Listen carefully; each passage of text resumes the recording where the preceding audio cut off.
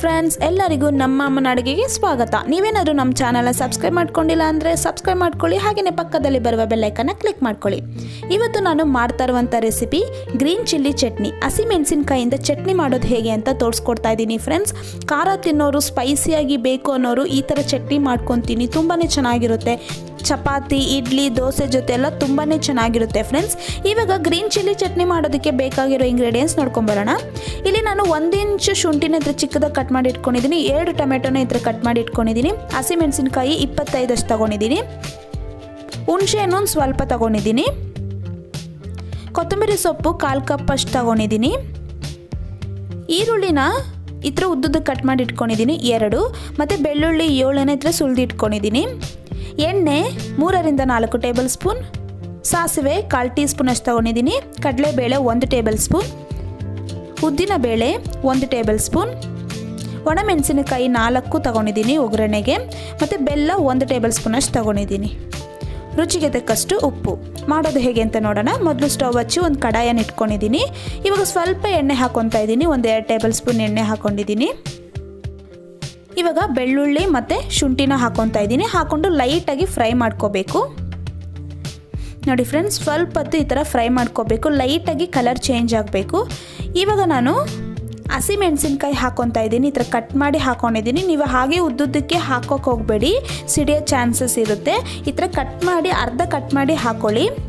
ಇವಾಗ ಇದೆಲ್ಲ ಹಾಕ್ಕೊಂಡು ಫ್ರೈ ಮಾಡಬೇಕು. ನಾವು ಆದಷ್ಟು ಹಸಿಮೆಣಸಿನ್ಕಾಯಿ ಫ್ರೈ ಮಾಡೋದ್ರಿಂದ ಖಾರ ಇರೋದಿಲ್ಲ. ನೋಡಿ, ಇವಾಗ ಈರುಳ್ಳಿ ಹಾಕ್ಕೊಂಡು ಫ್ರೈ ಮಾಡ್ಕೊತಾ ಇದ್ದೀನಿ. ಈರುಳ್ಳಿನೂ ಅಷ್ಟೇ ಹಸಿ ವಾಸನೆ ಹೋಗಿ ಕಲರ್ ಲೈಟಾಗಿ ಚೇಂಜ್ ಆಗಬೇಕು. ಇಲ್ಲಿ ನಾನು ಹಸಿಮೆಣಸಿನ್ಕಾಯಿ ಚಿಕ್ಕದು ಹಾಕ್ಕೊಂಡಿದ್ದೀನಿ. ಖಾರ ಜಾಸ್ತಿ ಇರುತ್ತೆ. ನೀವು ಆದಷ್ಟು ಉದ್ದಕ್ಕಿರೋ ಮೆಣಸಿನ್ಕಾಯಿ ಹಾಕ್ಕೊಳ್ಳಿ, ಖಾರ ಇರೋದಿಲ್ಲ. ಇವಾಗ ಇಲ್ಲಿ ನಾನು ಟೊಮೆಟೊನ ಹಾಕ್ಕೊಂಡು ಕೂಡ ಫ್ರೈ ಮಾಡ್ಕೊತಾ ಇದ್ದೀನಿ. ಟೊಮೆಟೊ ಎಲ್ಲ ಸ್ವಲ್ಪ ಸಾಫ್ಟ್ ಆಗಬೇಕು, ಅಲ್ಲಿವರೆಗೂ ನಾವು ಫ್ರೈ ಮಾಡ್ಕೋಬೇಕಾಗುತ್ತೆ. ನೋಡಿ ಫ್ರೆಂಡ್ಸ್, ಇವಾಗ ಇದೆಲ್ಲ ಸ್ವಲ್ಪ ಸಾಫ್ಟ್ ಆಗಿದೆ ನೋಡಿ ಟೊಮೆಟೊ ಎಲ್ಲ. ಈ ಟೈಮಲ್ಲಿ ನಾನು ಹುಣಸೆನ ಹಾಕ್ಕೊತಾ ಇದ್ದೀನಿ. ಹುಣಸೆನ ನಾವು ಈ ಥರ ಹಾಕಿ ಫ್ರೈ ಮಾಡೋದ್ರಿಂದ ಸ್ವಲ್ಪ ಸಾಫ್ಟ್ ಆಗುತ್ತೆ ಮತ್ತು ಪೇಸ್ಟ್ ಕೂಡ ಈಸಿಯಾಗಿ ಪೇಸ್ಟ್ ಆಗುತ್ತೆ. ಇವಾಗ ಕೊತ್ತಂಬರಿ ಸೊಪ್ಪು ಹಾಕ್ಕೊಂಡು ಸ್ವಲ್ಪ ಹೊತ್ತು ಇದೇ ಥರನೇ ಫ್ರೈ ಮಾಡ್ಕೊತಾ ಇದ್ದೀನಿ. ನೋಡಿ ಫ್ರೆಂಡ್ಸ್, ಇವಾಗ ಇದೆಲ್ಲ ಚೆನ್ನಾಗಿ ಫ್ರೈ ಆಗಿದೆ. ಇವಾಗ ತಣ್ಣಗಾಗೋಗಿ ಬಿಡೋಣ. ಇವಾಗ ನಾನು ಸಪ್ರೇಟಾಗಿ ಒಂದು ಪ್ಲೇಟಲ್ಲಿ ಹಾಕಿ ಇಟ್ಕೊಂಡಿದ್ದೀನಿ. ನೋಡಿ ಫ್ರೆಂಡ್ಸ್, ಇವಾಗ ಇದೆಲ್ಲ ತಣ್ಣಗಾಗಿದೆ. ಇವಾಗ ನಾನು ಮಿಕ್ಸಿ ಜಾರ್ ತೊಗೊಂಡಿದ್ದೀನಿ. ಮಿಕ್ಸಿ ಜಾರ್ಗೆ ಇವಾಗ ಇದೆಲ್ಲ ಹಾಕ್ಕೊತಾ ಇದ್ದೀನಿ. ನೋಡಿ ಫ್ರೆಂಡ್ಸ್, ಇವಾಗ ಇದೆಲ್ಲ ಹಾಕಿದಾದ್ಮೇಲೆ ನಾನಿಲ್ಲಿ ಬೆಲ್ಲನ ಹಾಕ್ಕೊತಾ ಇದ್ದೀನಿ ಮತ್ತು ರುಚಿಗೆ ತಕ್ಕಷ್ಟು ಉಪ್ಪು. ಇವಾಗ ಇದೆಲ್ಲ ಪೇಸ್ಟ್ ಮಾಡ್ಕೊಂಬರ್ತೀನಿ.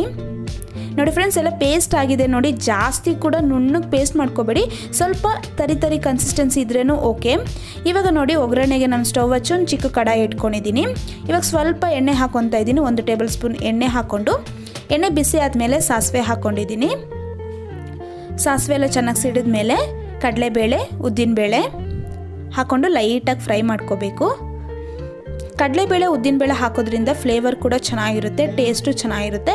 ಇವಾಗ ನಾನಿಲ್ಲಿ ಒಣಮೆಣಸಿನ್ಕಾಯಿ ಹಾಕ್ಕೊಂಡಿದ್ದೀನಿ. ಹಾಕಿದಾದ್ಮೇಲೆ ಇವಾಗ ಒಗ್ಗರಣೆ ನಾನು ಚಟ್ನಿಗೆ ಹಾಕ್ಕೊತಾ ಇದ್ದೀನಿ. ನೋಡಿ ಫ್ರೆಂಡ್ಸ್, ಎಷ್ಟು ಈಸಿಯಾಗಿ ನಾವು ಮನೇಲೇ ಹಸಿಮೆಣಸಿನ್ಕಾಯಿಂದ ಚಟ್ನಿ ಮಾಡೋದು ಹೇಗೆ ಅಂತ ನೋಡಿದ್ರಲ್ಲ, ತುಂಬಾ ಚೆನ್ನಾಗಿರುತ್ತೆ. ನೀವು ಕೂಡ ಮನೇಲಿ ಒಂದ್ಸತಿ ಟ್ರೈ ಮಾಡಿ ಹೇಗೆ ಬಂತು ಅಂತ ಕಮೆಂಟ್ ಮಾಡಿ. ಹಾಗೆ ಸಬ್ಸ್ಕ್ರೈಬ್ ಮಾಡ್ಕೊಂಡಿಲ್ಲ ಅಂದರೆ ನಮ್ಮ ಅಮ್ಮನ ಅಡುಗೆ ಚಾನಲ್ನ ಸಬ್ಸ್ಕ್ರೈಬ್ ಮಾಡ್ಕೊಳ್ಳಿ. ಪಕ್ಕದಲ್ಲಿ ಬರುವ ಬೆಲ್ ಐಕನ್ನ ಕ್ಲಿಕ್ ಮಾಡ್ಕೊಳ್ಳಿ. ಈ ವಿಡಿಯೋ ನೋಡಿರುವ ಎಲ್ಲ ವೀಕ್ಷಕರಿಗೂ ಧನ್ಯವಾದಗಳು.